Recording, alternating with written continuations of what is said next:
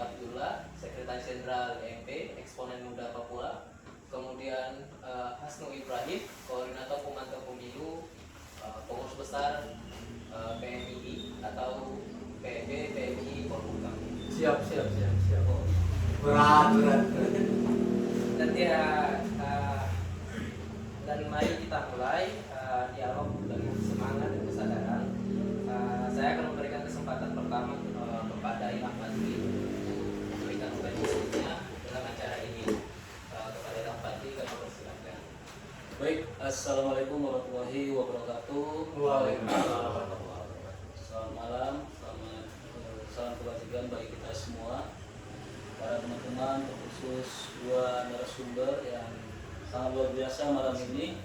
Terima kasih. Dan panelis mungkin ya, ada teman kita di sana, beliau sudah banyak menerbitkan buku, salah satunya Kebrengsekan Jakarta, Fatah, dan teman-teman juga yang lain. Yang pertama yang ingin sampaikan bahwa pada hari ini, tepat malam ini kita membuka wacana bahwa narkopolitik pada pemilu 2024 terkhusus di pemilihan legislatif DPR RI, yang mana berdasarkan cermatan kita teman-teman di Indonesia Youth Epicentrum dan teman-teman yang berkumpul di pemantau pemilu, bahwa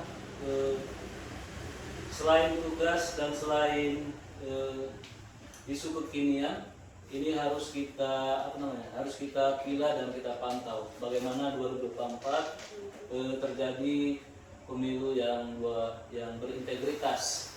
Pada kesempatan ini tepat pada bulan Juni, yaitu hari lahir Pancasila, sembari itu juga kita memperingati, semoga dengan gerak-gerik semua teman-teman di pemantau pemilu, di teman-teman kepemudaan tetap ikut bertugas mengawal pemilu 2024 agar tetap berintegritas.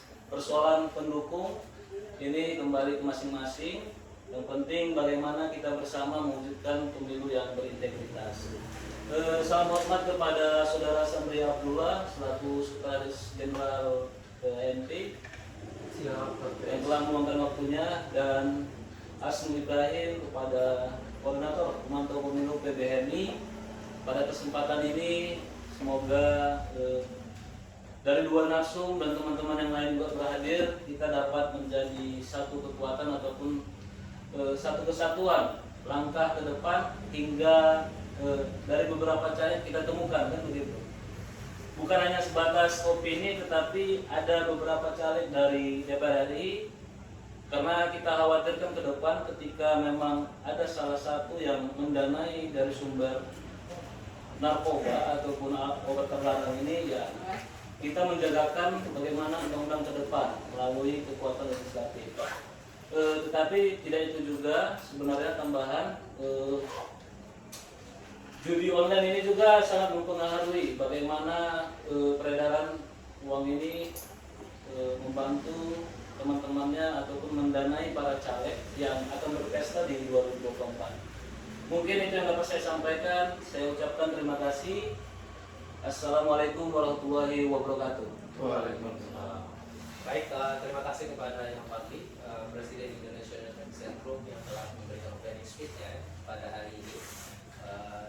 Baik, selanjutnya saya beralih kepada Sri Abdullah selaku Sekretaris Jenderal EMP, Eksponen Muda Papua, mungkin akan memberikan perspektifnya tentang peran pemuda menjaga integritas pemilu, yang tidak kalah penting juga yang harus kita bahas pada kesempatan kali ini. Waktu dan tempat kami persilakan.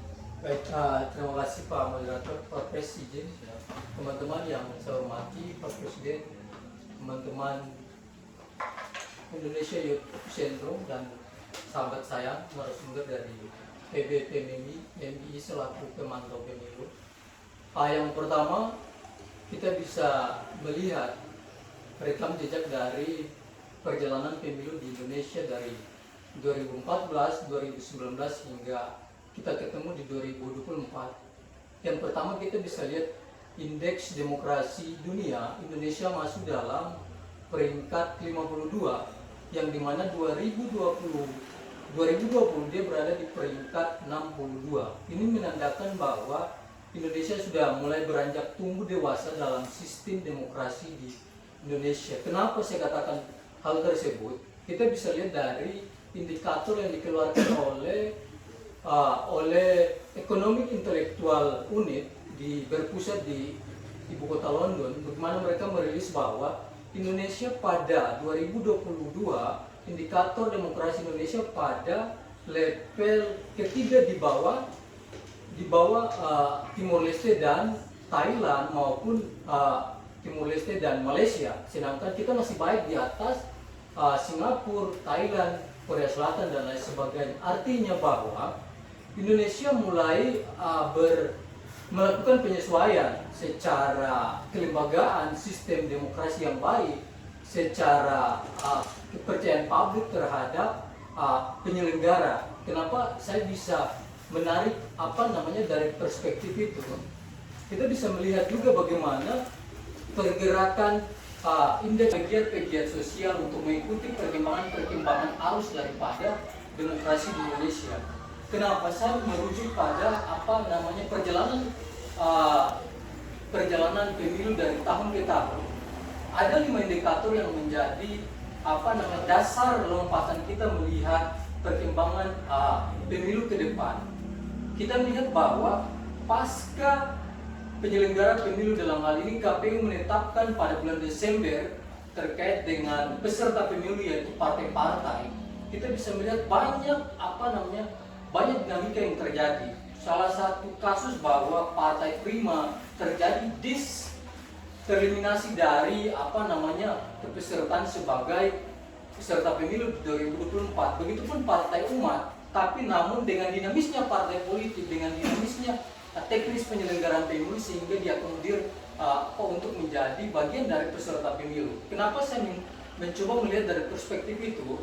Kita bisa melihat juga bahwa kenapa saat ini yang paling fundamental, paling mendasar bahwa ada 3 sistem yang paling menjaga integritas dalam kepemiluan kita di 2004. Yang pertama yaitu Komisi Pemilihan Umum, yang kedua yaitu Bawaslu, dan yang ketiga yang paling menjaga integritas yaitu DKPP sebagai kode etik yang menjaga segala independennya seorang penyelenggara pemilu. Kenapa? Karena sekarang kita bisa melihat ada dilema maupun ada optimisme kita melihat pemilu ke depan. Kenapa? Karena kita bisa melihat bahwa deteksi soal bagaimana peredaran narkopolitik ini.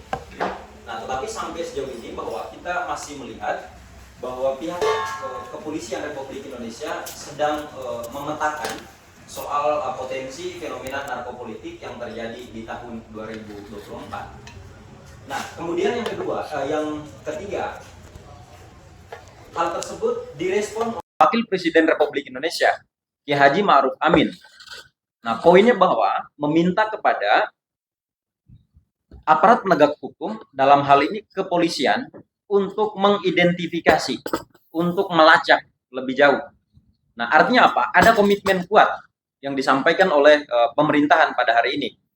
Nah, kemudian selanjutnya direspon oleh Badan Pengawas Pemilu Republik Indonesia, Bawaslu RI, melalui divisi data dan penegakan sengketa pemilu, divisi hukum Pak Wadi, bahwa pihak Bawaslu juga sudah melakukan kolaborasi dengan lembaga-lembaga terkait untuk mendalami secara serius soal potensi dugaan atau fenomena narkopolitik.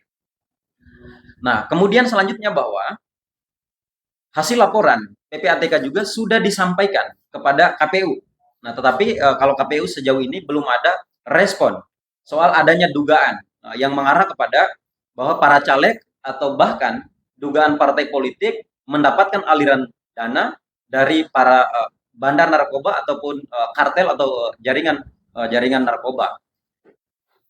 Nah, kemudian selanjutnya itu disampaikan oleh BNN, Badan Narkotika Nasional, menyampaikan juga hal yang sama, akan melakukan berbagai macam upaya karena sesuai dengan tupoksi dan tugasnya. Nah, tetapi hal penting yang kemudian perlu kita garis bawahi adalah bahwa jangan sampai kemudian lembaga negara yang kredibel yang sudah kami sampaikan tadi ini hanya sekedar quotes and quotes cuap-cuap tiba-tiba kemudian nanti hilang. Nah, ini menjadi kekhawatiran kita. Sehingga apa? Penting kemudian dalam diskusi ini kita untuk mendorong soal keseriusan lembaga-lembaga negara, aparat-aparat negara untuk kemudian memberantas sampai ke akar-akarnya soal dugaan transaksi para politisi ataupun bahkan partai politik yang diduga kuat mendapatkan aliran dana dari para jaringan narkoba ataupun kartel narkoba. Nah, kemudian selanjutnya bahwa coba kemudian kita memahami apa sih sebetulnya soal fenomena narkopolitik. Memang narkopolitik ini sebetulnya adalah suatu peristiwa politik ataupun satu tindakan politik yang dimana sumber keuangan para caleg atau kemudian bahkan partai politik yang dimana dibiayai ataupun dibandari oleh para pemain narkoba, para jaringan narkoba ataupun para kartel narkoba. Nah, proses ini tentu sangat mengkhawatirkan bagi kita semua. Nah, karena apa? Para jaringan narkoba ini dia bekerja kalau misalkan lebih sederhana untuk kita pahami bahwa ada satu film yang cukup menarik untuk menjelaskan soal bagaimana sih para don narkoba, para jaringan narkoba ini bekerja ataupun beroperasi dalam suatu negara seperti dalam film Pablo Escobar, ya kan seorang don narkoba ataupun raja narkoba yang kemudian mengepung, menguasai soal pasar narkoba baik itu di Meksiko bahkan sampai di beberapa negara lain bahkan sampai di Amerika.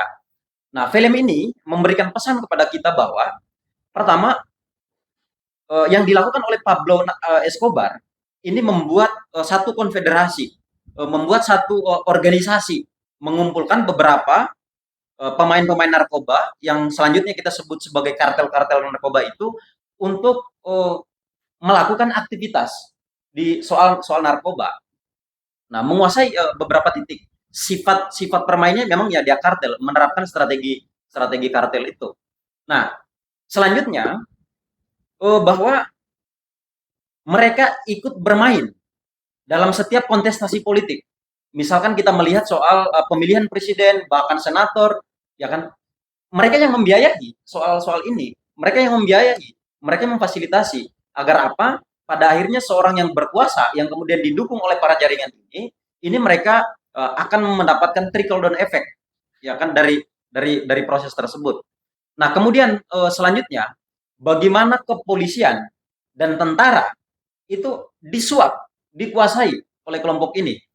Nah, kemudian bahkan pada saat Pablo di dalam penjara sekalipun dia masih tetap bisa melakukan aktivitas proses perdagangan narkoba karena memang yang dia suap itu adalah para sipir di penjara. Nah, kenapa kemudian saya penting untuk memotret ini? Ini adalah satu ilustrasi yang kemudian punya korelasi, punya keterkaitan. Nah, selanjutnya bagaimana kemudian kita coba membaca ataupun mengidentifikasi soal peta jaringan narkoba.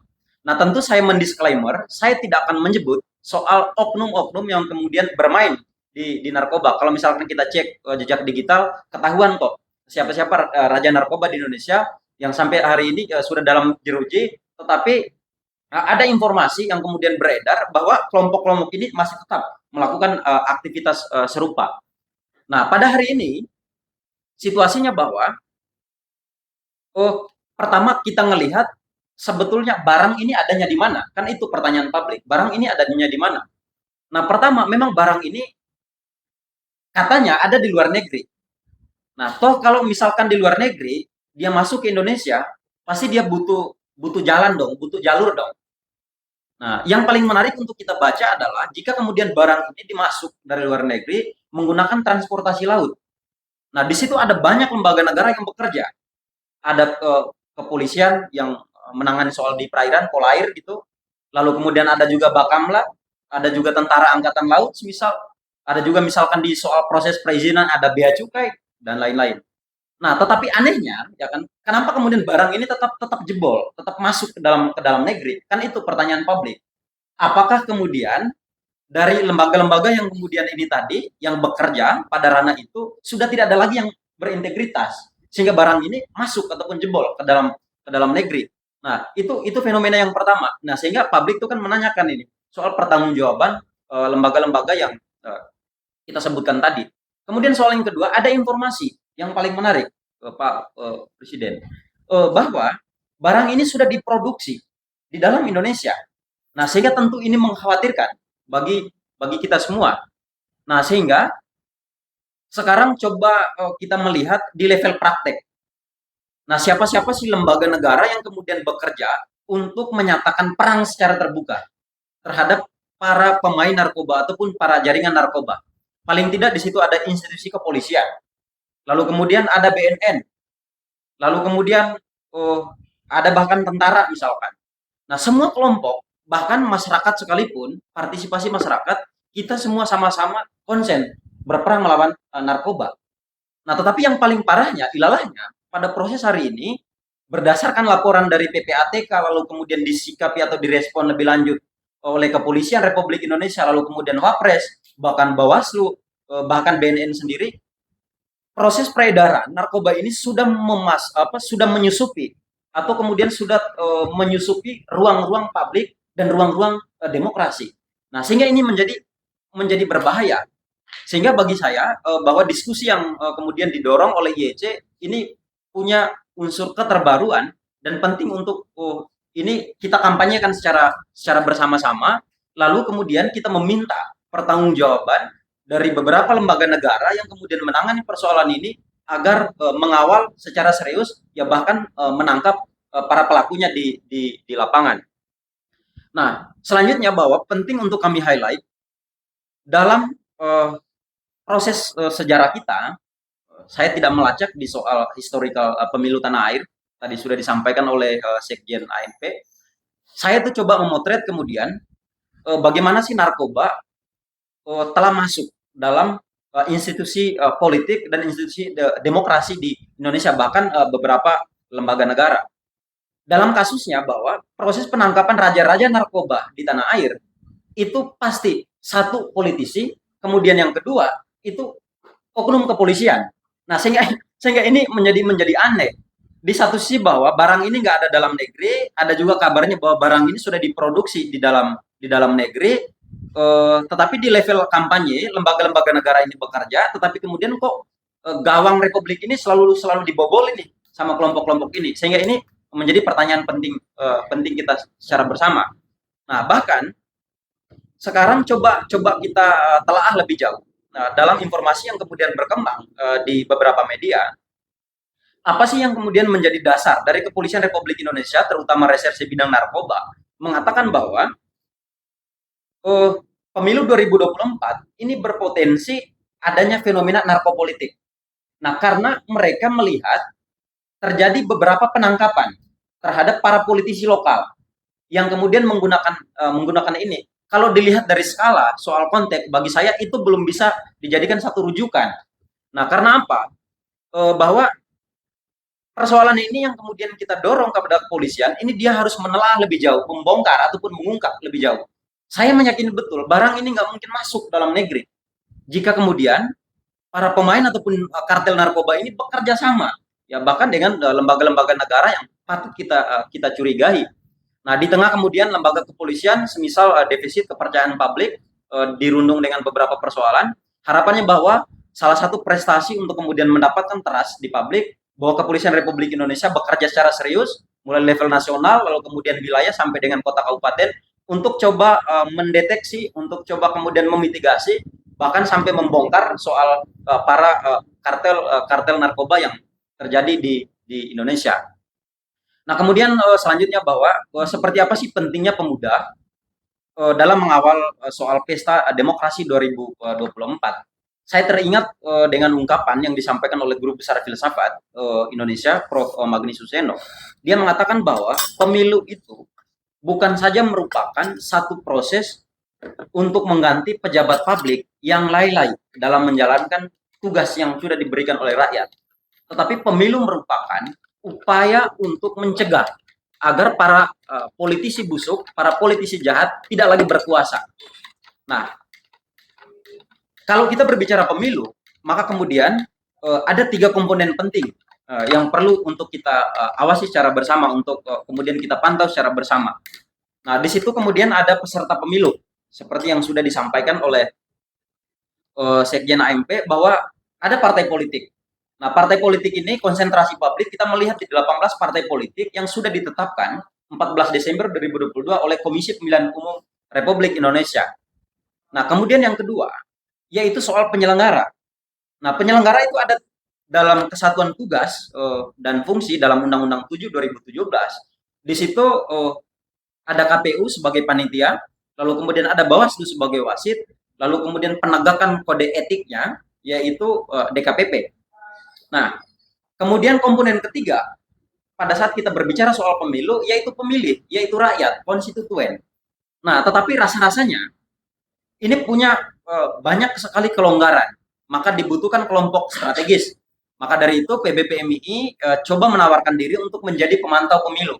Untuk kemudian di satu sisi kita mengawasi peserta pemilu, dalam hal ini partai politik, kita juga mengawasi soal penyelenggara pemilu, dan kita juga mengawasi pemilih. Itulah kemudian yang menjadi ikhtiar ataupun apa sih yang menjadi kontribusi nyata Indonesia Youth Epicentrum dan PBPMII dalam menghadapi pemilu 2024. Kita sudah menawarkan bahkan kita sudah terakreditasi oleh Bawaslu RI untuk mengawasi soal pemilu 2024. Jadi kalau berbicara kontribusi ini real yang kemudian kita lakukan.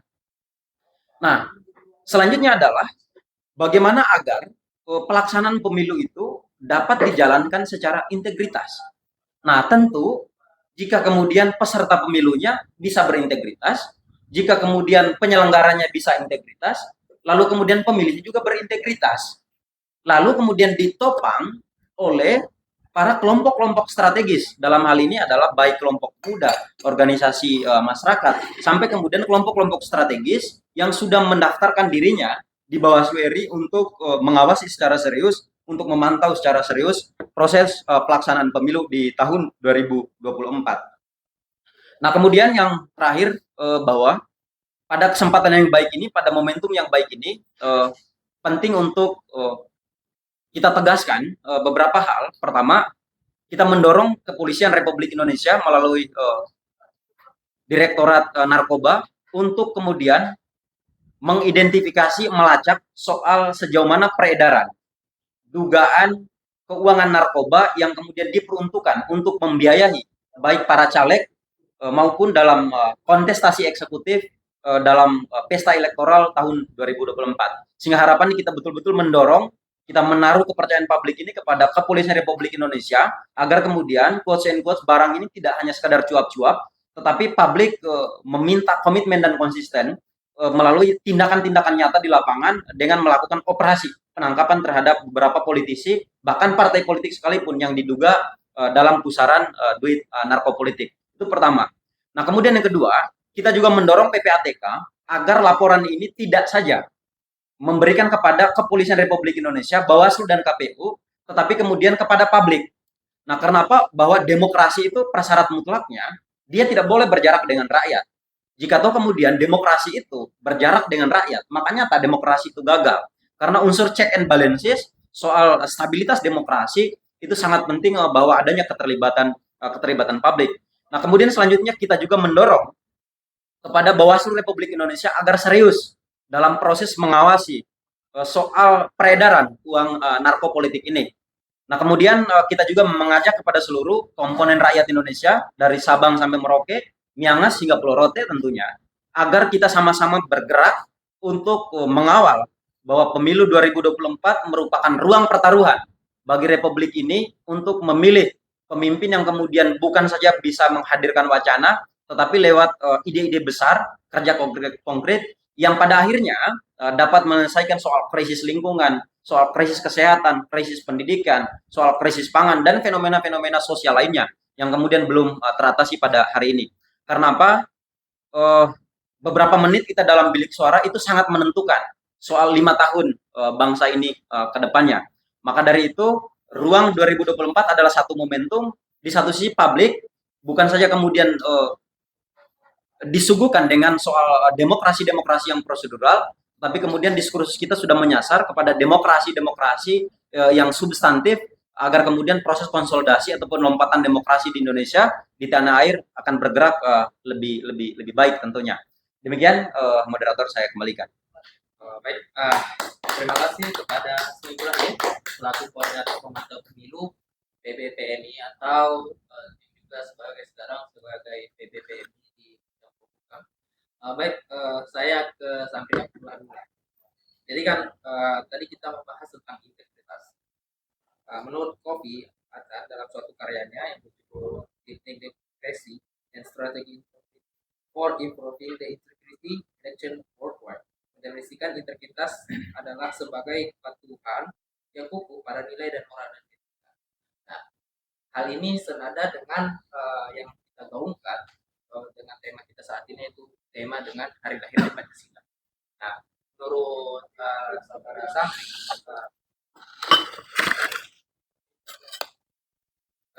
jadi peran pemuda ini dalam menjaga integritas pemilu, kan banyak pemuda yang masih pemilih pemula yang masih awam tentang pemilihan.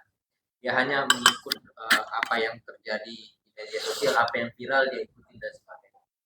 Apa tips-tips dari Samri Abdullah untuk dalam hal menjaga integritas pemilu kita, dia memilih sesuai dengan yang memang untuk bangsa Indonesia ke depan? Nah, mungkin boleh bisa dijawab oleh saudara Samri. Baik, terima kasih. Sangat bagus ya terkait dengan pertanyaan itu, karena kita bisa melihat bahwa bonus demografi milenial Gen X dan Z sekitar 60-an ya, 60% itu anak muda, dan yang menentukan ke depan bangsa ini adalah mereka. Bonus demografi itu adalah perspektif anak muda itu dengan jumlah yang cukup besar, signifikan itu. Makanya bagaimana formulanya bahwa anak muda tidak tergerus, tidak terdistorsi oleh kepentingan orang, maka apa yang harus dia gunakan dalam melihat dan memilih tokoh bangsa ke depan? Yang pertama yang harus dia pahami bahwa jangan melihat segala sesuatu berdasarkan kasat mata, tetapi bagaimana dia menelusuri, dia menganalisa, dan dia melihat secara detail bagaimana orang tersebut, dalam hal ini rekam jejaknya. Kenapa? Karena saat ini dengan kita bisa lihat media sosial yang cukup pesat perkembangannya ya, yaitu TikTok, Instagram maupun Facebook, itu hanya sekilas yang kita bisa melihat, dan itu kebanyakan hanya sebatas pencitraan, tapi bukan substansial yang kita lihat. Oleh karena itu, apa yang harus kita lakukan, apa yang harus kita gelorakan ya. Yang pertama, bagaimana mereka harus perkuat dalam hal ini literasi baca itu. Kenapa literasi baca? Karena kekuatan baca mereka sebagai sumber pengetahuan mereka yang paling mendasar untuk bisa menilai seobjektif mungkin sebuah pergerakan atau sebuah tokoh-tokoh bangsa ke depan dalam memimpin bangsa ke depan. Itu yang pertama dari sisi literasi.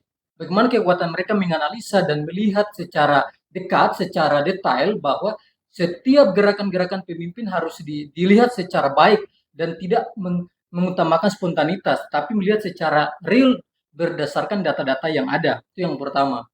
Kemudian yang kedua, apa yang bisa membuat mereka menentukan sikapnya dengan sikap yang sangat sangat baik, yaitu bahwa mereka harus mendekati para tokoh-tokoh yang mencalonkan diri. Gimana cara mendekatinya? Ya mencari tahu lewat teman, lewat kawan, lewat sahabat, lewat saudara, itu sebagai bentuk mencari tahu rekam jejak mereka. Kenapa? Karena pergerakan mereka ini kita bisa mengetahui lewat orang-orang yang ada di sekitar mereka, walaupun diperkuat dengan literasi, namun secara secara tindakan harus kita ukur juga bagaimana sikap mereka, bagaimana bagaimana tindakan mereka di lingkungan tersebut, itu sebagai sebagai kritik mereka sebelum memutuskan untuk memilih mereka tersebut. Dan yang terakhir, memang harus berpartisipasi aktif pemuda. Jangan hanya ada momen baru dia mengikuti dalam hal ini hanya sebagai sebagai volunteer, hanya mengikuti karena atas dasar kepentingan atau perintah atau karena Bapak senang. Jangan, tetapi bagaimana kita memberikan kontribusi sebesar mungkin kepada bangsa ini, apa yang bisa kita bikin, apa yang bisa kita buat, apa yang bisa kita lakukan untuk kemajuan bangsa ini, ke depan, itu yang paling dicari, yang paling dibutuhkan bangsa ini untuk sama-sama mengawal pergerakan kebangsaan dan ke Indonesia ke depan lebih baik dan untuk kepentingan kita bersama. Mungkin seperti itu. Baik, dalam konteks politik kita pada saat ini kan sudah mulai panas untuk menjelang uh, di mana kita melihat bahwa di media sosial sudah banyak capres-capres Ya, yang muncul benar. di media sosial, padahal koalisi dan nomor urut juga belum selesai. Nah, bagaimana pandangan Sabri Abdullah terhadap hal tersebut? Nah, atau resolusi yang ditawarkan untuk uh, menjaga integritas pemilu tadi, karena kan banyak kita lihat bahwa capres-capres ini bakal calon, sebenarnya bakal calon Bakal capres calon. karena belum keluar Iya, iya. nomor urut. Nah, tapi yang di framing di media sosial adalah capres, ya Iya, kan? capres. Nah, itu adalah salah satu kesalahan daripada kita semua. Dan juga memang dalam konstelasi politik kita melihat bahwa yang maju di depan itu kebanyakan adalah para pemuda, yang ibaratnya volunteer-volunteernya itu kebanyakan adalah pemuda. Justru kaum-kaum tua ini di belakang semua kan. Nah, contoh banyak lah, entah itu relawan Ganjar, Anies, seperti yang kita lihat sekarang kan banyak. Itu yang di depan semua adalah para pemuda. Nah, bagaimana tanggapan Sabri Abdullah terhadap Yang pertama kita berikan apresiasi ya, Iya. karena kita bagian dari generasi muda, generasi Z dan generasi Y, itu sebuah sikap yang baik. Kenapa? Karena mereka mengikuti berpartisipasi aktif ya dalam hal ini, melihat bagaimana pergerakan-pergerakan daripada pemilu 2024 dalam hal ini yang sudah terjadi, muncul ya nama-nama sebagai bakal calon presiden. Tapi saya melihat kenapa hari ini yang paling peran besar itu media, karena kita melihat media sekarang ini tidak lagi independen. Karena kita ketahui bahwa undang-undang pers itu, bahwa media itu memberitakan hal yang benar dan fakta berdasarkan data-data lapangan, bukan berdasarkan asumsi-asumsi atau kepentingan daripada media tersebut, atau kepentingan-kepentingan daripada kawan, teman atau perusahaan. Itu yang perlu kita lihat. Namun, kenapa yang harus kita kritik bahwa pemuda terlalu getol dalam hal ini melihat dan mengikuti jejak pemilu? Karena kebanyakan yang kita lihat anak-anak muda ini yang punya rekam jejaknya nggak jelas. Mereka nggak tahu asal usulnya dari mana, kemudian muncul dengan tagline masing-masing sebagai relawan Ganjar, Anies, maupun Prabowo, begitupun Erlangga dan lain sebagainya. Oleh karena itu, kenapa? Karena yang harus kita lihat bahwa yang berbicara harus orang-orang yang punya kredibilitas, yaitu pakar komunikasi, pakar politik, atau profesor, atau tokoh-tokoh yang punya pengalaman track recordnya cukup berkontribusi kepada bangsa ini. Itu yang harus kita melihat secara konkret, bahwa yang mana yang harus kita mengikuti daripada narasi-narasi yang dibangun. Oleh karena itu, tidak salah juga, tidak bisa kita salahkan mereka juga. Kenapa mereka begitu semangat euforianya mengikuti fenomena yang terjadi, yakni pemilu 2024 ini. Kenapa? Karena mungkin mereka merasa mungkin ini bagian dari kompetisi. Tetapi kita melihat pilpres bukan sebuah kompetisi, tetapi ini adalah perintah amanah undang-undang, bahwa dalam pasal 22E ayat 1 itu Undang-Undang Dasar 1945 dia mengatakan bahwa pilpres dilaksanakan setiap 5 tahun sekali, dan dipertegas lewat Undang-Undang Nomor 7 2017 Undang-Undang Pemilu, bahwa itu pilpres itu bagaimana kita mengkritik kepemimpinan selama 5 tahun, tapi bukan sebagai kompetisi, tetapi sebagai bagaimana kritik kita melihat evaluasi pemerintahan selama 5 tahun ke depan, untuk ke depan memilih dan menetapkan pemimpin itu yang sesuai dengan apa yang diharapkan oleh grassroots, akar rumput masyarakat di bawah. Itu yang perlu kita yang harus kita gelorakan, yang harus kita kampanyekan kepada publik. Oleh karena itu, saya merasa tidak jadi masalah jika anak muda berkompetisi, dan lebih bagusnya saya mendorong mereka masuk dalam partai-partai politik, walaupun hanya sebatas pengikut. Minimal mereka punya pengetahuan bahwa pergerakan politik itu sangat dinamis dan tidak ada sistem yang namanya menjustifikasi seseorang bahwa ini boleh dan tidak boleh, tapi itu sebuah hal pengetahuan untuk generasi mereka, untuk ke depan mereka sebagai pengganti estafet kepemimpinan ke depan. Mungkin seperti itu. Baik, mungkin saya akan lanjut ke Bang Asma Ibrahim. Jadi saya mengutip dari berita tanggal 25 Mei 2023. Jadi Kepala BNN, Komisaris Jenderal Petrus Reinhard Mose mengatakan bahwa 3,66 orang pengguna narkoba di Indonesia, Sumsel termasuk 5 besar daerah pengguna narkoba.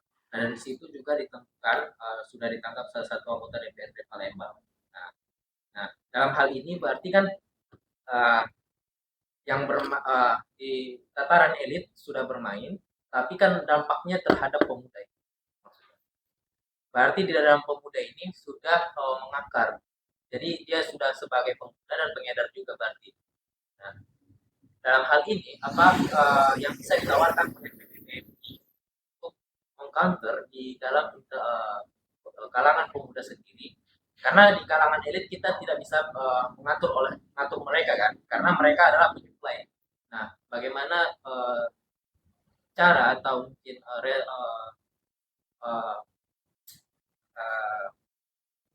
resolusi yang ditawarkan oleh PPPMI terhadap mengcounter hal tersebut? Oke, terima kasih moderator. Saya pikir kan gini, bahwa pertama jangan dulu kita menyelesaikan persoalan di hilirnya. Tapi dalam menyelesaikan persoalan itu penting kemudian kita cross check di sisi hulu. Nah, seperti yang saya gambarkan tadi bahwa ibarat dua kutub, bahwa soal peredaran narkoba di Indonesia ini di kutub kanannya ini para kartel ini yang bermain, baik di level lokal, nasional, bahkan jaringan internasionalnya. Ini yang kemudian coba memasukkan narkoba, atau membawa narkoba ke dalam negeri. Nah, di kutub kirinya, di situ kan ada upaya, ya kan, atau level kampanye. Nah, siapa kemudian kelompok-kelompok yang berkampanye soal itu? Nah, pertama di situ jelas ada perannya BNN, lalu kemudian ada lembaga kepolisian, bahkan tentara. Lalu misalkan proses pengiriman barang dari luar negeri ke dalam negeri, pasti ada dong keterlibatannya sama bea cukai, jasa bandaran, dan lain-lain. Nah, yang penting untuk kemudian kita highlight, kita soroti adalah kenapa barang ini ya kan, masuk ke dalam negeri.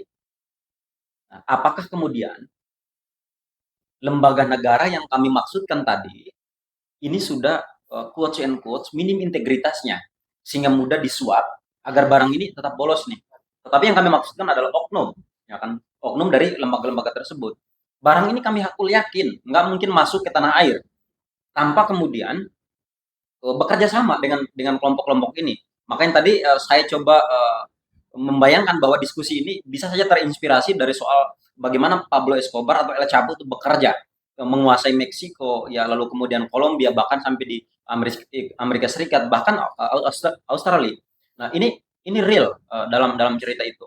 Nah, potretan ini bahwa dalam konteks Indonesia, saya pikir seperti yang sudah saya gambarkan tadi bahwa di satu sisi kelompok-kelompok ini kan terus bekerja ini, nah, terus melakukan transaksi ataupun perdagangan gelap soal narkoba ini.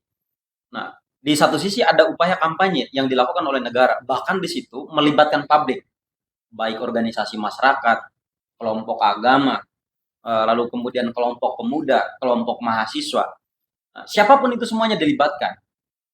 Nah, artinya apa? Bahwa jika publik ini sudah tersadarkan dengan soal tagline besar pemerintah, perang terhadap narkoba, bahkan ada undang-undangnya loh untuk mengatur soal itu.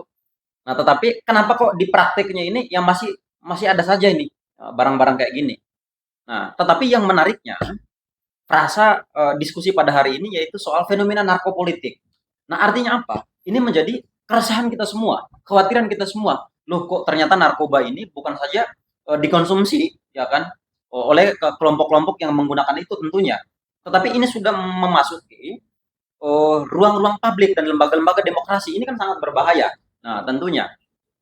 Nah, karena apa? Yang membunyikan ini di awalnya itu bukan publik. Nah, tetapi diskusi ini sudah menggantung di ruang publik. Artinya kalau misalkan lembaga negara seperti PPATK, lalu kemudian kepolisian, Bawaslu, ya kan, BNN sudah membunyikan hal ini harus bertanggung jawab dong. Nah, sekarang itu protes publik adalah kita menagih.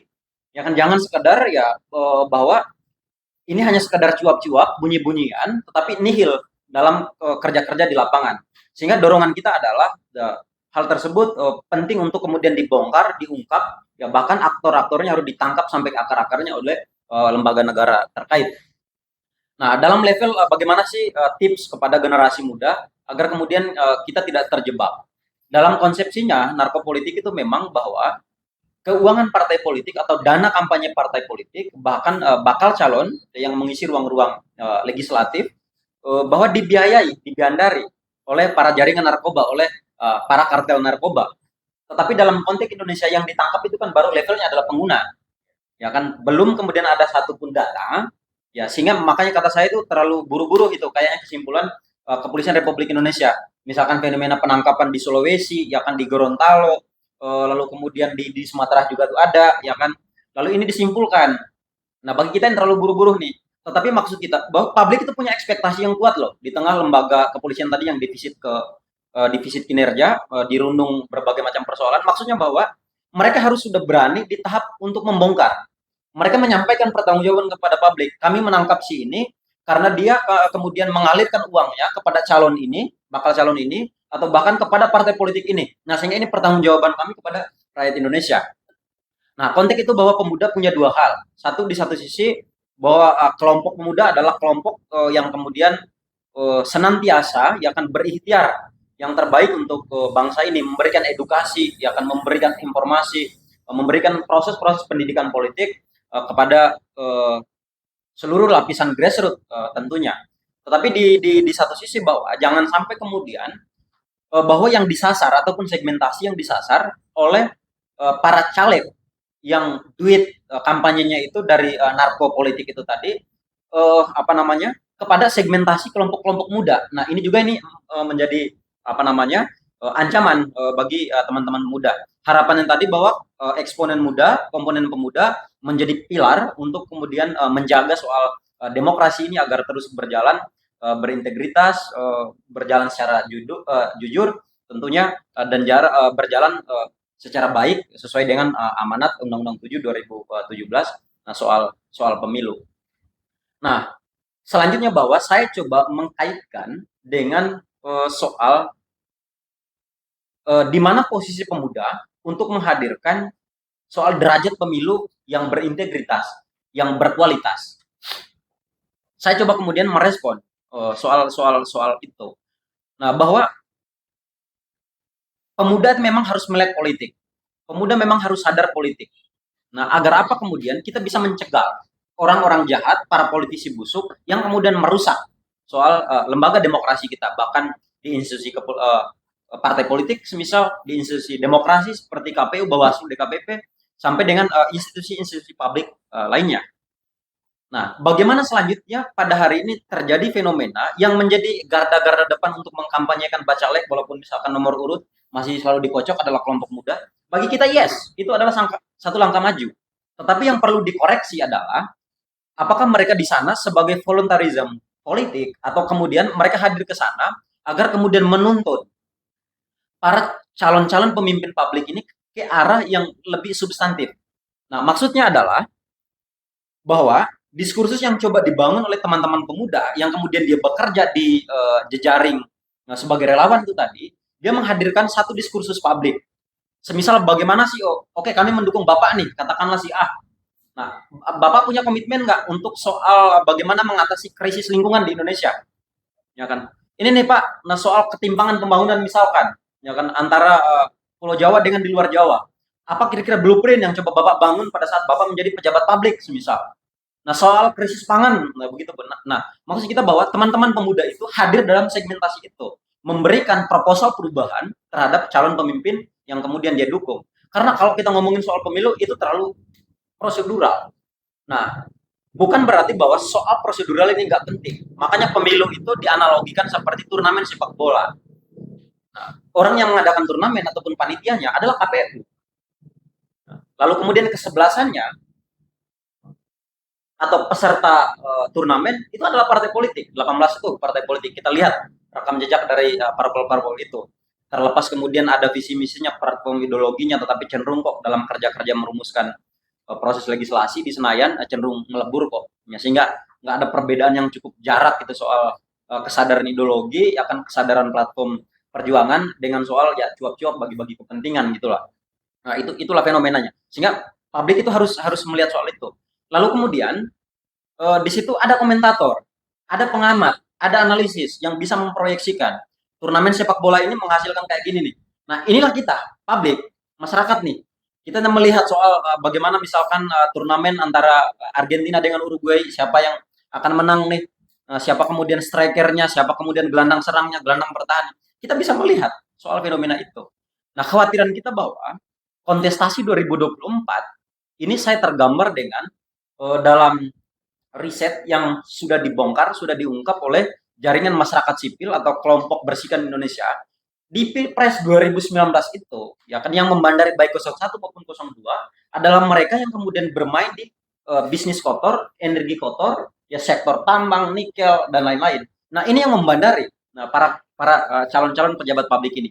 Sehingga menjadi kekhawatiran kita bahwa ke depannya itu bahwa proses elektoral kita hanya seremonial demokrasi, belum sampai menjawab soal apa sih menjadi diskursus substantif untuk kemudian agar konsolidasi demokrasi ini melompat secara cepat lalu kemudian menyasar soal problematika yang terjadi di masyarakat Indonesia tentunya. Saya pikir seperti itu.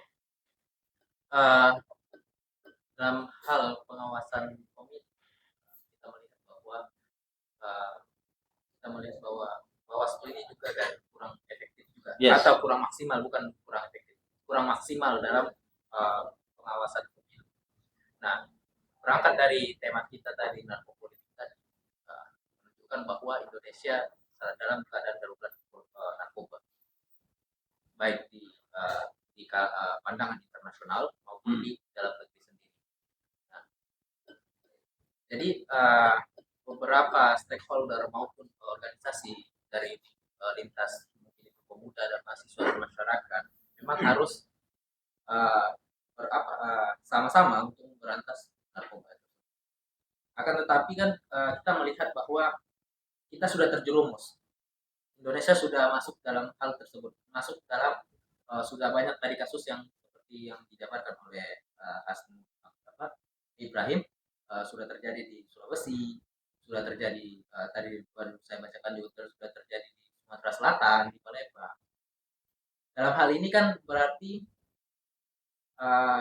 kita sudah terjebak dalam hal tersebut, maka di dalam pelaksanaannya juga banyak tadi oknum-oknum yang sudah tidak diungkap oleh institusi negara.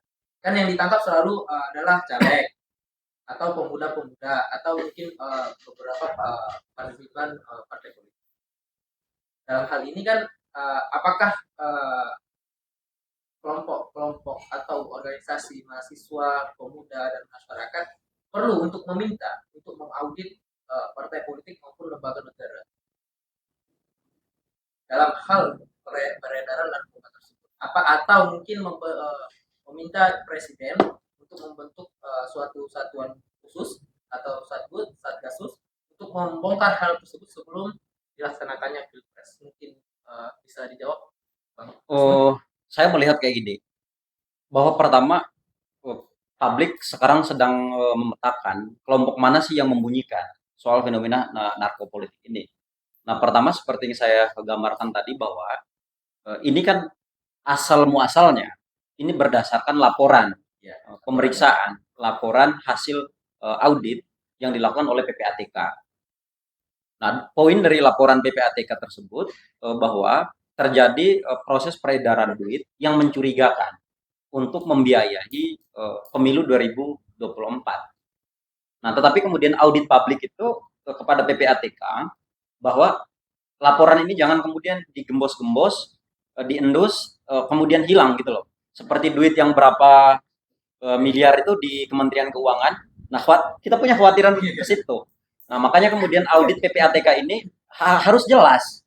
Apa kemudian aliran duit yang mencurigakan ini, duit dari proses peredaran duit haram ini tadi, diperuntukkan untuk bakal caleg, calon legislatif, ataukah kemudian untuk partai politik.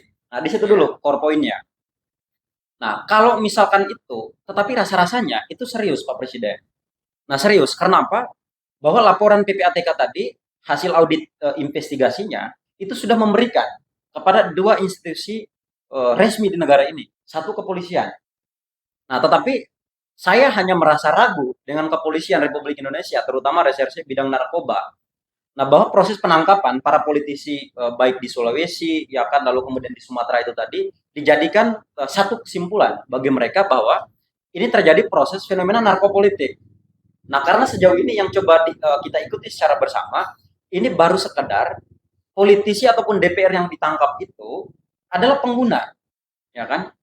Belum kemudian bisa disebut sebagai kelompok yang dimana proses kampanyenya, proses beli perahunya, ya kan, atau proses konsolidasi politiknya dari duit narkopolitik, kan belum di situ. Nah, publik sekarang kita nagih kemana nih? Satu, kita nagih ke PPATK, kemudian kita nagih kepada kepolisian, selanjutnya kita nagih juga itu kepada Pak Wapres. Pak Wapres juga kan udah meminta itu lembaga-lembaga itu untuk mengaudit lebih lanjut. Sekarang kita nagih kemana lagi itu? Kepada Bawaslu.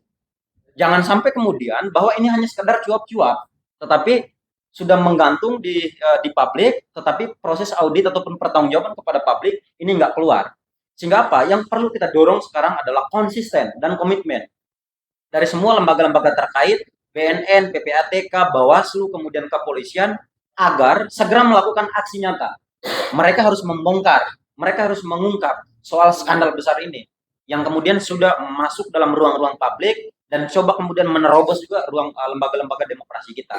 Nah, sehingga ini harapan yang kemudian penting bagi kita untuk kita tegaskan secara bersama, dan kampanye publik saya pikir tidak berhenti dalam dialog yang dilakukan oleh Indonesian Youth Epicentrum. Insya Allah akan terus kita kolaborasi, kita kawal secara bersama-sama, karena goals publik itu semuanya sama, bahwa pemilu 2024 bukanlah hajatan seremonial, hanya sekedar mengganti soal pemimpin-pemimpin publik, pejabat-pejabat publik yang lalai dalam menjalankan amanah dari rakyat, perintah rakyat, tetapi kemudian itu proses publik untuk kemudian menjegal agar para politisi busuk, para politisi yang kemudian biaya kampanyenya, proses beli perahunya, konsolidasi politiknya menggunakan duit-duit narkopolitik tentunya. Saya pikir seperti itu, moderator. Baik, terima kasih pada Pak dua narasumber kita yang sudah memaparkan tentang narkopolitik dan juga mengawal pemilu tetap berintegritas. Baik, kita sudah sampai di penghujung acara. Terima kasih juga kepada dua narasumber. Oke, boleh. Oke, boleh. Oke. Boleh sebutkan namanya dan dari mana? Baik, sih. Nah, yang saya hormati Pak Presiden Indonesia, yang saya hormati juga kedua narasumber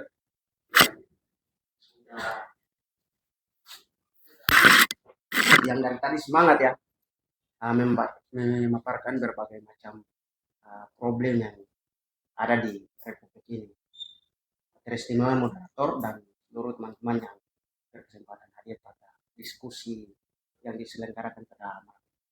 Yang pertama, saya ingin sampaikan kepada teman-teman bahwa pada saat ini kita belenggu ya di tengah-tengah wacana Pilpres 2024. Ini menjadi satu catatan bagi kita anak muda, karena mungkin pada saat ini momennya karena ini pas masuk pada hari lahir Pancasila, dan mestinya sebagai pemuda kita harus tetap bangkit dan terus mewacanakan terkait dengan nilai-nilai negara yang itu sudah menjadi tanggung jawab kita secara bersama. Mungkin diskusi pada malam ini bagi saya adalah wacana baru karena mulai dari kemarin saya ikuti belum ada yang mendiskusikan terkait dengan narkopolitik. Jadi menurut saya tertarik ya, karena saya tertarik dengan tema sehingga saya hadir di diskusi yang diselenggarakan oleh Indonesia Youth Epicentrum. Pertama, soal narkopolitik yang tadi sudah disampaikan oleh kedua narasumber. Dari tadi kedua narasumber kita semangat, tapi yang menjadi catatan bagi kita secara bersama bahwa apakah seluruh uang yang dihasilkan dari apa penjualan narkoba itu semuanya mengalir ke arah politik atau ke arah-arah kandidat tersebut. Ini yang menjadi harus menjadi kajian kita secara bersama. Karena belum tentu ini menjadi catatannya. Belum tentu kita harus mengambil kesimpulan bahwa itu adalah kerja-kerja gelap tadi akan mengalir ke para oknum bakal calon DPR maupun yang lain. Ini yang harus kita garis bawahi sehingga jangan menjadi satu wacana yang liar dan itu merupakan satu justifikasi terhadap para caleg. Yang kedua, soal pemilu yang berintegritas. Bagi saya, hajatan pemilu adalah hajatan negara. Yang itu kita sebagai warga negara harus taat dan harus sama-sama kita tetap mendukung. Soal cita-cita pemilu yang berintegritas, saya rasa mungkin tadi salah satu narasumber kita, Bang Hasnul Ibrahim, sudah sampaikan soal Undang-Undang 10 ya, Undang-Undang 10 tahun 2017 soal pemilihan, pemiluan. Memang secara normatif cita-cita negara kita adalah menyelenggarakan pemilu yang baik, jujur, adil dan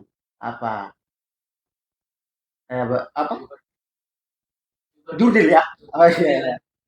Dan itu menjadi cita-cita kita. Saat ini saya menagih kepada kedua narasumber kita. Kira-kira dasar untuk kita tetap menjaga integritas pemilu kita di 2024 itu seperti apa? Saya harus menagih. Kenapa saya menagih? Karena saya takut jangan sampai pasca diskusi kita pada malam ini menjadi wacana liar. Bahwa kita hanya menjustifikasi terhadap negara. Kita hanya menjustifikasi terhadap lembaga-lembaga tertentu dan kita hanya menjustifikasi terhadap Bawaslu, DKPP dan sebagainya. Jadi saya meminta kepada kedua narasumber agar menjelaskan ini secara detail. Sehingga jangan sampai ke depan nanti presiden epicentrum yang ditagih. Kok kenapa presiden buat diskusi ini sampai diskusi ini dia bahkan lembaga-lembaga tertentu dijustifikasi oleh kedua narasumber. Jadi mungkin itu saja yang dapat saya sampaikan, saudara moderator. Selebihnya saya kembalikan ke moderator. Demikian. Terima kasih. Dari siapa tadi? Risman. Risman. Jadi ada dua dari pertanyaan. Yang pertama adalah tadi apakah seluruh uang narkoba yang penjualan narkoba itu mengalir kepada pasien atau calon eksekutif atau calon eksekutif yang karena belum tentu hal tersebut benar. Yang kedua adalah soal pemilu kita memang sudah diamankan dalam tadi apa tentang pemilu. Nah, jadi saudara kita tadi meminta kepada dua Menagi apa gagasan yang konkret gitu. Jadi mungkin dari Bang Sapri itu. Ya. Baik, terima kasih saudara saya Risman atas pertanyaannya terkait bagaimana kita menjaga pemilu yang berintegritas untuk melahirkan pemimpin lebih baik dari pemimpin hari ini. Yang pertama bahwa sesuai dengan Undang Pasal 22E ayat 1 Undang-Undang Dasar 1945 mengenai pemilu bahwa pemilu dilaksanakan setiap 5 tahun sekali. Kemudian Pasal 167 ayat 1 Undang-Undang Nomor 7 Tahun 2017 mengenai pemilu dilaksanakan setiap 5 tahun sekali. Bahwa bagaimana caranya kita melaksanakan pemilu yang berintegritas. Kita berbicara integritas berarti kita berbicara sebuah kepercayaan, sebuah kejujuran, sebuah tindakan, sebuah perkataan, dan sebuah aturan dalam sebuah lembaga tersebut. Kita tahu bersama bahwa yang menjadi lembaga untuk melaksanakan pemilu yakni KPU, Bawaslu, dan DKPP. Fungsi dari KPU sendiri sebagai lembaga teknis untuk menyelenggarakan kepemiluan 2024. Kemudian Bawaslu sebagai lembaga yang untuk melaksanakan pemantauan terkait dengan kasus-kasus yang akan terjadi di pemilu, dan DKPP sebagai lembaga etik yang menjaga etika moral dan beradab dalam pelaksanaan pemilu. Kenapa tiga lembaga ini yang menjadi lembaga strategis, menjadi lembaga penting dalam melaksanakan pemilu yang berintegritas? Karena berdasarkan data statistik 2019, sekitar 52 kasus yang masuk pengaduan Bawaslu 2019, dengan jatuhnya korban sekitar 500-an orang yang jatuh dengan berbagai macam kasus. Kenapa? Karena ada banyak hal yang kita lupa terkait dengan bagaimana pengawasan secara konkret di lapangan. Itu yang tidak berjalan dengan baik. Oleh karena itu harapannya pemilu 2024 untuk terjadinya pemilu yang berintegritas, yakni kolaborasi dari semua elemen stakeholder dari tiga lembaga kepemiluan, KPU, Bawaslu, dan DKPP. Kemudian tidak diintervensi oleh TNI, Polri, Kejaksaan maupun negara sendiri. Oleh karena itu kami meminta kepada negara selaku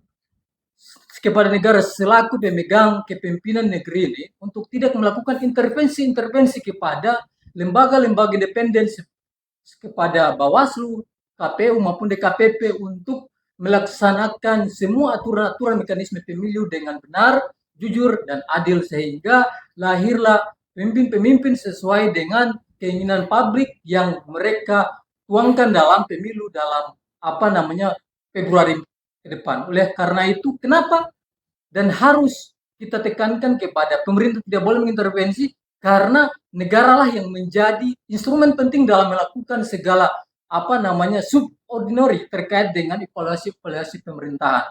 Oleh karena itu kepada elemen pemerintah, lembaga NGO maupun semua elemen harap berpartisipasi aktif mengawal pemilu berjalan dengan lancar, sehingga tiga lembaga ini bekerja sesuai dengan tupoksi, sesuai dengan undang-undang kepemiluan, sehingga lahirlah sosok pemimpin yang diinginkan oleh masyarakat dan kepada bangsa ini. Mungkin seperti itu. Terima kasih, moderator. Mungkin akan dilanjutkan oleh Bang Asli Ibrahim tentang terkait pertanyaan tadi. Apa perlu saya ulang? Oke, saya coba menangkap poin besar dari pertanyaan yang dilontarkan. Pertama, penting kemudian untuk saya mendisclaimer bahwa diskursusnya ini memang betul adalah satu narasi baru yang kemudian sedang dibangun di publik. Nah, tetapi pertanyaan itu juga kemudian bisa kita lemparkan. Ya, kelompok mana yang kemudian yang membunyikan soal fenomena narkopolitik. Nah, tegas saya sampaikan bahwa pertama yang mengeluarkan soal audit ini atau laporan ini yaitu berasal dari PPATK. Nah, inti dari laporan PPATK bahwa ada transaksi atau proses transaksi keuangan yang menjanggal, yaitu dugaan bahwa uang untuk membiayai proses politik 2024. Nah, makanya tadi kita juga kan bertanya, duit ini pertegas dulu, jangan sampai kemudian menjadi diskursus liar dalam dinding-dinding demokrasi kita. Nah, bahwa apakah kemudian dugaan dari proses transaksi narkoba ini diberikan kepada partai politik ataukah kemudian kepada bakal calon legislatif. Nah, ini pertegas dulu. Nah, kemudian yang selanjutnya, laporan PPATK ini sudah diberikan kepada Bawaslu dan juga kepada KPU. Kemudian diberikan juga kepada Kepolisian Republik Indonesia. Nah, pada saat rapat kerja teknis di Bali, Direktorat Bidang Divisi Narkoba itu menegaskan bahwa proses pemilu kita di tahun 2024 mendatang itu ada dugaan terjadi fenomena narkopolitik. Nah, artinya apa? Bahwa proses politik di mana dibiayai oleh para bandar narkoba, oleh para jaringan narkoba, oleh para kartel narkoba untuk kemudian melancarkan aktivitas konsolidasi pemenangan baik yang dilakukan oleh bakal caleg maupun partai politik. Nah, setelah kita mengikuti lebih dalam, Wakil Direktorat Reserse Narkoba itu menyatakan apa alasan Kepolisian Republik Indonesia menyampaikan informasi tersebut kepada publik. Dasarnya sederhana, dilihat dari rentetan beberapa penangkapan terhadap politisi, baik di Sulawesi, di Gorontalo, di Sumatera, seperti di Palembang. Nah, sehingga bagi saya, nah justru publik itu kan ragu terhadap aksi-aksi yang kemudian dilakukan oleh kepolisian. Nah, sejauh mana kemudian mereka itu disebut sebagai masuk dalam fenomena narkopolitik. Nah, karena jelas kok, proses pertanggungjawaban mereka ke publik hanya sekedar menyatakan bahwa DPR ataupun politis yang ditangkap itu, yaitu mereka yang hanya sekedar pemakai. Nah, tetapi publik itu menagih. Nah, kepada PPATK, kepada Bawaslu, kepada Kepolisian Republik Indonesia, bahkan kepada BNN sekalipun, bahwa mereka jangan kemudian hanya membuat dinding-dinding publik, dinding-dinding demokrasi itu gaduh. Tetapi ada action, ada tindakan nyata di lapangan. Bahwa lembaga kepolisian sudah berhasil untuk kemudian mencegal, untuk kemudian menangkap para politisi busuk yang kemudian menggunakan dari duit haram ya kan soal proses transaksi narkoba di tanah air. Nah, tentunya di situ itu penting untuk kemudian kita disclaimer secara bersama-sama. Nah, sehingga kemudian rentetan dari akumulasi kegaduhan-kegaduhan tersebut sebagai upaya mitigasi soal keterlibatan publik, maka Indonesian Youth Congress, Indonesian Youth Epicentrum coba menginisiasi, coba mengambil bagian nih, bahwa ini harus kita jaga secara bersama-sama nih. Ini harus kita pantau secara bersama-sama nih. Jangan sampai bahwa laporan yang dikeluarkan oleh kepolisian, PPATK, Bawaslu, bahkan Pak Wapres sekalipun, ini betul adanya. Nah, sehingga itulah pentingnya kemudian kita sebagai kelompok pressure group. Nah, kemudian soal kedua yaitu pemilu berintegritas.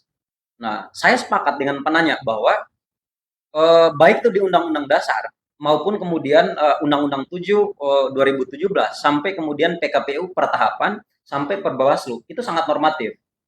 Nah, seperti yang saya sampaikan bahwa pemilu itu kan ibarat kontestasi sepak bola. Penyelenggaranya itu, panitianya itu adalah KPU, wasitnya adalah Bawaslu, pesertanya atau kesebelasan para pemainnya adalah partai politik, 18 partai politik yang sudah ditetapkan oleh KPU di 14 Desember 2022. Nah, tetapi ruang ini jangan sampai kosong. Sehingga penting kemudian ada penonton. Nah, siapa itu penontonnya? Itu publik. Baik itu kemudian organisasi mahasiswa, organisasi kepemudaan, organisasi masyarakat, siapapun itu publik, akademisi dan lain-lain. Artinya kita ini sebagai apa? Ya sebagai komentator, sebagai pengamat, sebagai analisis yang kemudian betul-betul ingin memastikan turnamen sepak bola ini harus berlangsung secara netral, harus berlangsung secara baik tanpa ada kemudian kecacatan. Soal misalkan kecurangan panitia, soal kecurangan wasit, ya kan sampai dengan kemudian soal kecurangan partai-partai politik. Nah, kalau pemantau itu sebetulnya punya perspektif tersendiri, baik PBPMI yang sudah terakreditasi oleh Bawaslu RI sampai kemudian Indonesian Youth Epicentrum. Nah, apa kemudian perspektif yang dibangun oleh para pemantau? Makanya kemudian pemantau itu disebut sebagai kelompok strategis. Bahwa kalau kita berbicara soal pemilu, itu ada 3 komponen penting. Nah, pemilih, yaitu rakyat sebagai konstituen, lalu kemudian penyelenggara, Bawaslu, KPU, DKPP, seperti dari Sekjen AMP, yang sudah disampaikan Sekjen AMP, dan ada peserta pemilu. Nah, tetapi banyak ruang kosong di sini. Nah, sehingga penting kemudian ada keterlibatan kelompok strategis, yaitu masyarakat. Nah, baik kemudian dia yang mendaftarkan diri sebagai pemantau pemilu, ataukah kemudian dia yang bergerak memperkuat soal posisi masyarakat sipil agar sadar terhadap politik, sadar terhadap demokrasi, sadar terhadap pentingnya untuk menjaring pemimpin-pemimpin publik yang betul-betul berintegritas. Nah, dalam konteks itu bisa kita lihat. Nah, tahapan-tahapan pemilu itu kan banyak itu sampai dengan di Februari 2024. Lalu kemudian kita diperhadapkan dengan soal kontestasi kepala daerah secara serentak. Maksud kita, isu yang disuguhkan juga dalam diskurs politik itu kan sangat kompleks, sangat dinamis. Nah, ada kemudian soal misalkan politisasi SARA yang terus digembos-gembos, ya kan? Kita nggak tahu juga ini siapa yang memainkan isu-isu SARA, ya kan?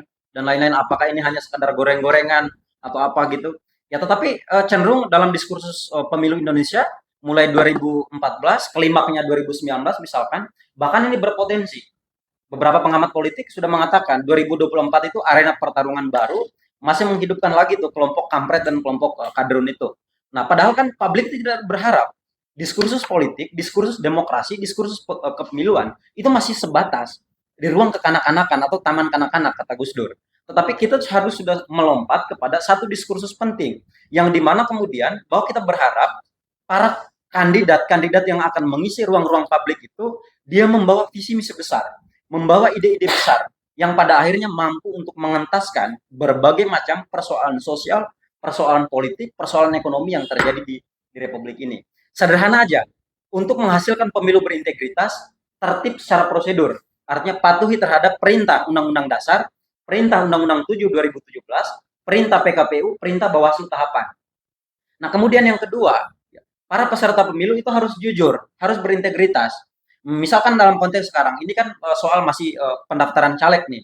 Di pendaftaran caleg, publik itu sudah disuguhkan dengan satu diskursus yang sangat tidak menarik. Sebut saja misalkan munculnya para politisi yang menduduki ruang-ruang parlemen. Secara konstitusional itu tidak melarang, sah-sah saja. Setiap rakyat Indonesia berhak punya kesempatan dan jatah yang sama untuk menjadi pejabat publik. Tetapi diskursus publik kan nanya kayak gini. Nah, sejauh mana kemudian kelompok-kelompok yang dijaring, yang direkrut oleh partai politik itu tadi, yang hanya bermodalkan lipstik dan popularitas, dia sanggup untuk memahami soal persoalan rakyat Indonesia. Dari Sabang sampai Merauke, Miangas sampai Pulau Rote. Kan di situ protes publiknya. Kemudian yang kedua, ada juga para bakal calon yang kemudian mendaftar di dua partai politik. Nah, ini aneh, ya kan? Ya kan? Contoh misalkan kita itu dihebohkan dengan misalkan sosok seorang komedian atau artis Ali Taher, ya kan? Nah, ini kan kita berharap betul bahwa diskursus kita itu tidak menggantung di ruang-ruang itu, tetapi sudah menyasar kepada hal-hal yang substantif. Lalu kemudian fenomena juga peserta pemilih dalam mendaftarkan para bacaleknya ini ada yang kemudian secara administratif tidak terpenuhi. Bahkan ada partai politik yang kemudian diduga kuat ini tetap menjaring para mantan narapidana yang memang hukuman politiknya mestinya dia setelah 5 tahun dong. Pasca itu dia juga punya hak, punya kesempatan untuk diberikan kembali. Tetapi fenomena ini tentu sangat nyata. Makanya kemudian pemantau itu punya perspektif. Kita melakukan pemantauan secara menyeluruh berdasarkan tahapan yang dikeluarkan oleh KPU dan Perbawaslu. Lalu kemudian kita tuh ada pemantauan secara spesifik. Nah, apa itu pemantauan spesifik? Pemantauan spesifik itu adalah yang dilakukan oleh kelompok pemantau berdasarkan apa isu yang menjadi konsen lembaganya. Misalkan Indonesian Youth Epicentrum, dia mencermati soal ruang demokrasi kita. Oh, ada nih terjadi fenomena narkopolitik. Ini menjadi isu utama kami. Tanpa kemudian mengesampingkan soal isu-isu turunan seperti netralitas penyelenggara pemilu, netralitas aparat negara, netralitas ASN, TNI, Polri, Badan Intelijen Negara dan lain-lain. Tentu itu semuanya kan itu semua kan penting. Nah, kemudian terakhir bahwa kita berharap betul bahwa diskursus ini memberikan satu edukasi, satu informasi dan satu pendidikan politik kepada seluruh rakyat Indonesia tentunya bahwa proses pemilu 2024 bukanlah satu hajatan seremonial yang itu lagi kira-kira kan kayak gitu. Tetapi ruang kita untuk kemudian bukan saja mengakhiri kekuasaan para pejabat publik yang sudah diberikan mandat oleh rakyat dalam menjalankan tugas, tetapi dia lalai, tapi dia gagal, tetapi kemudian upaya rakyat secara kolektif untuk mencegah para politisi busuk, para politisi yang kemudian dibandari ya, atau dugaan dibackingi oleh para kartel narkoba, jaringan narkoba ini agar kemudian diakhiri kekuasaan politiknya di tahun 2024 mendatang. Seperti itu harapannya. Baik, terima kasih. Oke, ada lagi? Ya, boleh. Ini karena baik, karena kita semua setuju soal ini saya mau sampaikan dua narasumber bahwa beberapa bulan belakangan atau mulai dari seleksi Bawaslu RI maupun KPU, karena ini kita sepakat bahwa pemilu yang berintegritas yang menjadi kejanggalan di benak saya, dan ini saya minta untuk kedua narasumber harus membuka soal ini. Yang pertama terkait dengan intervensi partai politik dalam perekrutan Bawaslu maupun KPU, karena ini bukan hal yang kita tidak tahu, semua pasti tahu. Yang pertama soal keterlibatan PDIP dalam perekrutan Bawaslu maupun KPU, PKB, Gerindra dan sebagainya. Dan itu saya rasa teman-teman tahu. Ini saya mau tanya kepada kedua narasumber, Apakah dengan intervensi partai politik itu di pemilu 2024 itu bisa dia berjalan sesuai dengan integritas yang kita inginkan? Itu saja pertanyaan saya. Jadi kira-kira menurut pandangan kedua narasumber seperti apa? Karena ini sudah ada intervensi apa politik. Bahkan kemarin di Maluku Utara kalau tidak salah, coba teman-teman buka di laman apa Waslu dan DKPP. Sekarang itu ada sekitar 3 lembaga yang melaporkan terkait dengan kecurangan apa ini timsel, dan di situ ada keterlibatan oknum-oknum partai di partai tersebut. Jadi kira-kira untuk kita menjaga integritas pemilu yang berintegritas, apakah di 2024 itu kita bisa capai? Sementara sudah ada intervensi ini.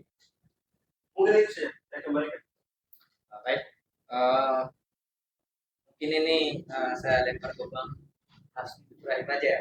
Karena lebih relevan, karena kan dia sebagai koordinator PBPMI. Jadi apa pertanyaannya adalah Bang ini, apakah dengan intervensi partai politik dapat menciptakan pemilu yang berintegritas di 2024? Baik, kepada Bang Hasbi mungkin bisa dijawab. Ini soal rekrutmen, Iya, rekrutmen baik itu penyelenggara. dari pansel, pansus dan sebagainya. Bahaya ya. Saya juga sebetulnya mendapatkan informasi yang sama seperti yang ditanyakan oleh penanya. Tetapi lagi-lagi bahwa pemantau itu kan ending dari semua aktivitas pemantauannya. Kalau Bawaslu kan digaji oleh negara itu. Nah, sedangkan pemantau itu gerakan satu kesadaran publik yang kemudian dia ingin terlibat untuk soal mengisi kekosongan demokrasi yang pada akhirnya bahwa proses pelaksanaan pemilu dijalankan secara demokratis. Bahwa diskusi itu memang sudah menjadi rahasia umum, bahwa ada intervensi atau kemudian dalam proses rekrutmen para penyelenggara pemilu baik level nasional, level wilayah, daerah bahkan sampai tingkat kecamatan itu dikooptasi, itu diintervensi oleh para partai politik. Tetapi sekali lagi bahwa diskursus politik itu kan belum memberikan satu jaminan kepastian. Nah, sehingga bahwa selama itu masih fenomena politik tidak bisa menjadi pegangan bagi kita secara bersama tentunya. Nah, tetapi yang perlu kita bongkar, perlu kita ungkap adalah bahwa fenomena tersebut soal tidak independensinya proses rekrutmen terutama penyelenggara ini kita sudah mengantongi soal fakta-fakta hukumnya.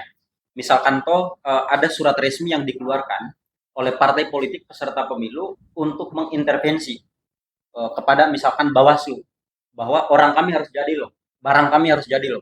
Nah, ini bisa menjadi pegangan kita secara bersama. Atau mungkin ada komunikasi elektronik, atau mungkin pada saat mereka ketemu antara penyelenggara dan partai politik, lalu kemudian kita mendapatkan videonya, dokumentasinya, terjadi deal-dealan, bahkan terjadi misalkan proses suap menyuap. Nah, ini sangat menarik.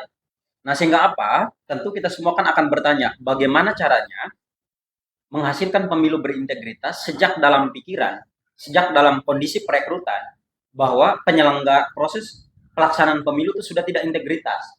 Nah, sehingga ya bagi saya ini tentu nggak mungkin tuh publik punya ekspektasi untuk menghadirkan pemilu berintegritas, tetapi dalam proses rekrutmen penyelenggara sudah dinodai dengan praktek-praktek semacam ini. Nah, tetapi bahwa kalau misalkan publik mendapatkan informasi demikian, dia mengantongi fakta-fakta hukumnya, bukan fakta-fakta politiknya, maka bisa kemudian kita melakukan dua hal. Pertama, kalau itu dilakukan oleh Bawaslu dan KPU, maka pintu masuk laporan publik itu adalah kepada DKPP untuk bersikap secara etik tentunya. Nah, kalau misalkan itu terjadi transaksi keuangan, nah maka pintu masuknya adalah lapor kepada kepolisian, karena ranahnya kepolisian untuk menyelesaikan soal proses tersebut. Karena di level negara antara lembaga ad hoc ini seperti KPU, Bawaslu, DKPP ini melakukan MOU juga dengan lintas sektor seperti kepolisian, kejaksaan, bahkan KPK sekalipun untuk kemudian memverifikasi soal sumber keuangan kampanye, lalu kemudian serta praktek-praktek money politik dalam soal kontestasi kita. Jadi sekali lagi bahwa kita semua pasti mendapatkan informasi tersebut, tapi sekali lagi fakta politik sangat sulit untuk menjadikan rujukan. Tetapi menariknya jika kemudian publik seperti kita sekalian mendapatkan informasi utuh, itu sudah mengarah kepada fakta-fakta hukum sehingga kita bisa mengambil langkah-langkah ataupun tindakan hukum. Nah, pertanyaannya bagaimana kemudian setelah kita melapor nih kepada aparat penegak hukum, apa kemudian akan ditindaklanjuti? Itu soal kedua. Tetapi paling tidak, ya, kita sudah punya ikhtiar untuk kemudian sebagai anak bangsa yang taat hukum menempuh atau mengambil langkah-langkah hukum. Saya pikir seperti itu. Ada lagi ingin bertanya? Baik, cukup. Mungkin closing statement dari dua narasumber kita, yang mungkin pertama dari Bang Sabri Abdullah dulu. Silakan Bang Sabri. Ya baik, terima kasih. Terima kasih Pak Presiden, kita sudah sama-sama diskusi sampai dengan akhir. Yang pertama, kita melihat pemilu itu sudah berjalan 5 kali. Sebagai bangsa yang pandai, mestinya kita sudah melangkah ke depan dari pemilu prosedural ke pemilu substansial untuk melahirkan tokoh-tokoh bangsa yang baik. Dan saya menekankan bahwa kita berikan kepercayaan sepenuhnya kepada KPU, Bawaslu, dan DKPP untuk menyelenggarakan pemilu 2024 untuk berjalan, berintegritas, dan sesuai dengan harapan kita ke depan. Terima kasih. Baik, dari Bang Krisno, closing statement. Bahwa pemilu 2024 harus dimaknai secara substantif. Bahwa pemilu bukan hanya sekedar ruang untuk kemudian mengakhiri kekuasaan para politisi busuk, para politisi yang diberikan amanah, tanggung jawab oleh rakyat, lalu kemudian mereka lalai dalam menjalankan itu. Tetapi kesadaran kolektif, gerakan persatuan rakyat Indonesia untuk kemudian menjegal para politisi busuk, para politisi yang dalam pusaran kartel oligarkis, kartel narkoba sekalipun, agar kemudian bisa berkuasa kembali. Saya pikir seperti itu. Wallahul muwaffiq ila aqwamit thoriq. Wassalamualaikum warahmatullahi wabarakatuh. Waalaikumsalam. Baik, terima kasih kepada teman-teman yang sudah berhadir pada hari ini pada diskusi kita. Dialog Pemuda Awasi dan Politik di Pemilu 2024 mengawal pemilu tetap berintegritas. Baik, kita sudah di acara, tidak ada kata-kata dari kami yang kurang berkenan, maafkan. Wabillahi taufiq wal hidayah. Wassalamualaikum warahmatullahi wabarakatuh. Waalaikumsalam. Baik, selanjutnya yaitu penyerahan cenderamata kepada salah satu penanya kita, kepada Bang Risman, sebagai perwakilan atas peserta yang hadir pada hari ini. Kepada Bang Risman, boleh ke depan Bang untuk menyerahkan cenderamata.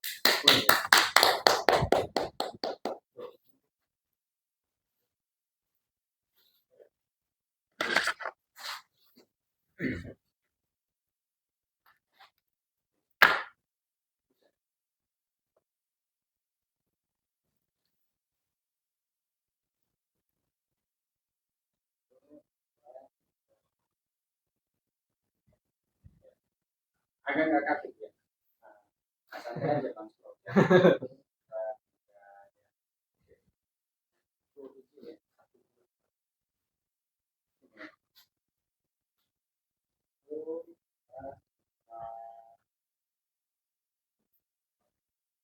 Oke, langsung diambil dokumentasi bersama aja. Foto bersama. Langsung aja, ayo Bung. Biar sama-sama. Mungkin setengah aja begini.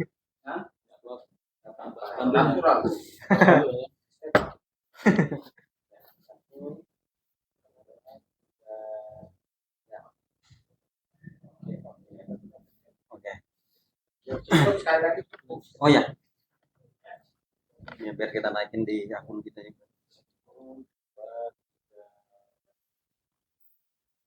Ada tangan terkepala termasuk. Kita ikut presiden aja. 1, 2, 3. Oke. Sip. Sukses Pak Pres. Kita duduk di luar, panas. Ya, Pak.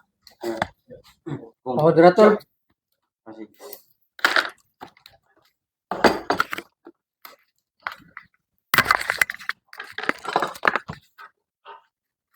Balan kentangnya. Sudah tangan. kan